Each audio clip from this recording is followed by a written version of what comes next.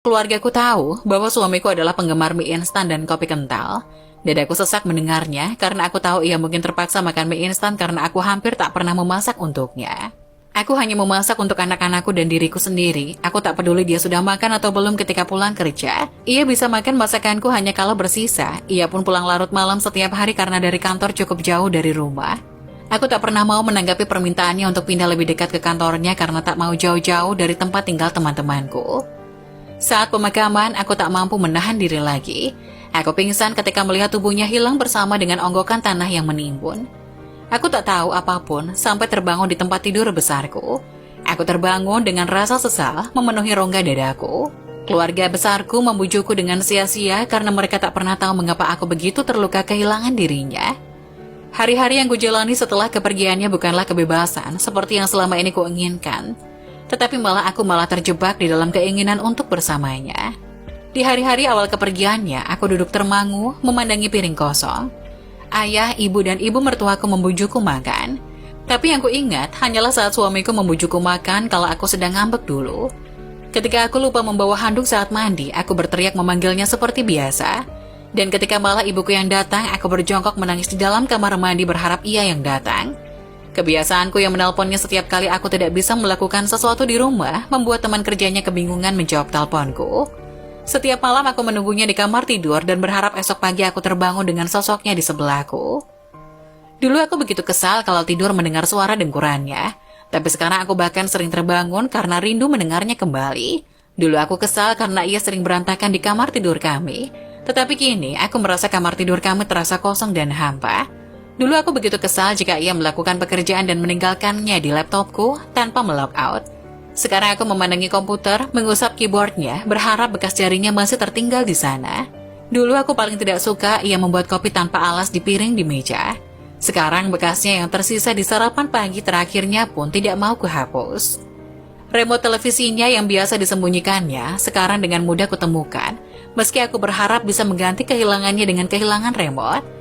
Semua kebodohan itu kulakukan karena aku baru menyadari bahwa dia mencintaiku dan aku sudah terkena panah cintanya. Aku juga marah pada diriku sendiri. Aku marah karena semua kelihatan normal meskipun ia sudah tiada. Aku marah karena baju-bajunya masih di sana meninggalkan baunya yang membuatku rindu.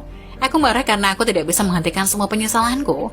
Aku marah karena tak ada lagi yang memujukku agar tenang, tak ada lagi yang mengingatkanku sholat meskipun kini kulakukan dengan ikhlas.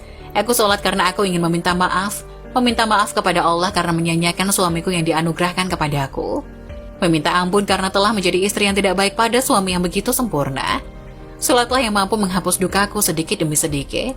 Cinta Allah padaku ditunjukkannya dengan begitu banyak perhatian dari keluarga untukku dan anak-anak. Teman-temanku yang selama ini kubela-belain hampir tak pernah menunjukkan batang hidungnya mereka setelah kepergian suamiku.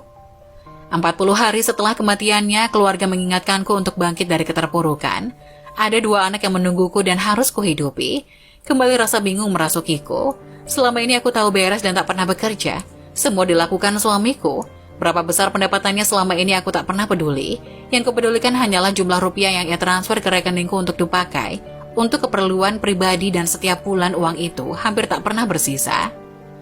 Dari kantor tempatnya bekerja, aku memperoleh gaji terakhir beserta kompensasi bonusnya. Ketika aku melihatnya, aku terdiam tak menyangka. Ternyata seluruh gaji ditransfer ke rekeningku selama ini. Padahal aku tak pernah sedikit pun menggunakannya untuk keperluan rumah tangga. Entah dari mana ia memperoleh uang itu untuk memenuhi kebutuhan rumah tangga. Karena aku tak pernah bertanya sekalipun soal itu. Yang aku tahu, sekarang aku harus bekerja untuk anak-anakku. Mereka takkan bisa hidup karena jumlah gaji terakhir dan kompensasi bonusnya takkan cukup untuk menghidupi kami bertiga. Tapi bekerja di mana? Aku hampir tak pernah punya pengalaman sama sekali. Semuanya selalu diatur oleh dia.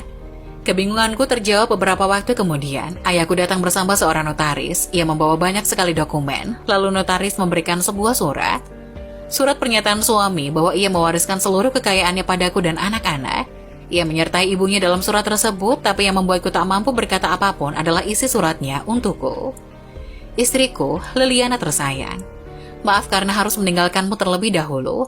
Maaf karena harus membuatmu bertanggung jawab mengurus segalanya sendiri. Maaf karena aku tak bisa memberikanmu cinta dan kasih sayang lagi. Allah memberiku waktu yang terlalu singkat karena mencintaimu dan anak-anak adalah hal terbaik yang pernah kulakukan untukmu. Seandainya aku bisa, aku ingin mendampingimu sayang, selamanya. Tapi aku tak mau kalian kehilangan kasih sayangku begitu saja. Selama ini aku telah menabung sedikit demi sedikit untuk kehidupan kalian nanti. Aku tak ingin sayang susah setelah aku pergi. Tak banyak yang bisa aku berikan, tetapi aku berharap sayang bisa memanfaatkannya untuk membesarkan dan mendidik anak-anak. Lakukan yang terbaik untuk mereka ya sayang. Jangan menangis sayangku yang manja. Lakukan banyak hal untuk membuat hidupmu yang terbuang percuma selama ini. Aku memberi kebebasan padamu untuk mewujudkan mimpi-mimpi yang tak sempat kau lakukan selama ini. Maafkan kalau aku menyusahkanmu, dan semoga Tuhan memberikan kamu jodoh yang lebih baik dariku. Teruntuk Farah, putri tercintaku, maafkan karena ayah tak bisa mendampingimu. Jadilah istri yang baik seperti ibu dan Farhan, kesatria pelindungku. Jagalah ibu dan Farah. Jangan jadi anak yang bandel lagi, dan selalu ingat dimanapun kalian berada, ayah akan di sana melihatnya. Oke, buddy? Aku terisak membaca surat itu. Ada gambar kartun dengan kacamata yang diberi lidah menjulur, khas suamiku kalau ia mengirim not.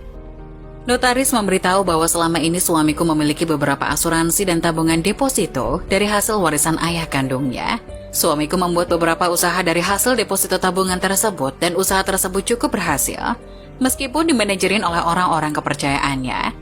Aku hanya bisa menangis terharu mengetahui betapa besar cintanya pada kami, sehingga ketika ajal menjemputnya, ia tetap membanjiri kami dengan cinta. Aku tak pernah berpikir untuk menikah lagi. Banyaknya lelaki yang hadir tak mampu menghapus sosoknya yang masih begitu hidup di dalam hatiku. Hari demi hari, hanya kuabdikan untuk anak-anakku. Ketika orang tuaku dan mertuaku pergi satu persatu, meninggalkanku selama-lamanya, tak satu pun meninggalkan kesedihan dalam kesedihanku saat suamiku pergi. Kini kedua putra-putriku berusia 23 tahun. 2 hari lagi putriku menikahi seorang pemuda dari tanah seberang. Putri kami bertanya, "Ibu, aku harus bagaimana nanti setelah menjadi istri? Soalnya Farah kan gak bisa masak, gak bisa nyuci. Gimana ya, Bu?" Aku merangkulnya sambil berkata, "Cinta sayang, cintailah suamimu, cintailah pilihan hatimu. Cintailah apa yang ia miliki dan kau akan mendapatkan segalanya.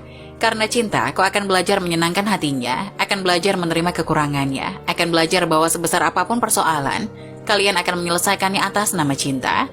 Putriku menatapku, seperti cinta ibu untuk ayah. Cinta itukah yang membuat ibu tetap setia pada ayah sampai sekarang? Aku menggeleng, "Bukan sayangku, cintailah suamimu seperti ayah mencintai ibu dulu, seperti ayah mencintai kalian berdua. Ibu setia pada ayah karena cinta ayah yang begitu besar pada ibu dan kalian berdua. Aku mungkin tak beruntung karena tak sempat menunjukkan cintaku pada suamiku. Aku menghabiskan 10 tahun untuk membencinya, tetapi menghabiskan hampir sepanjang sisa hidupku untuk mencintainya.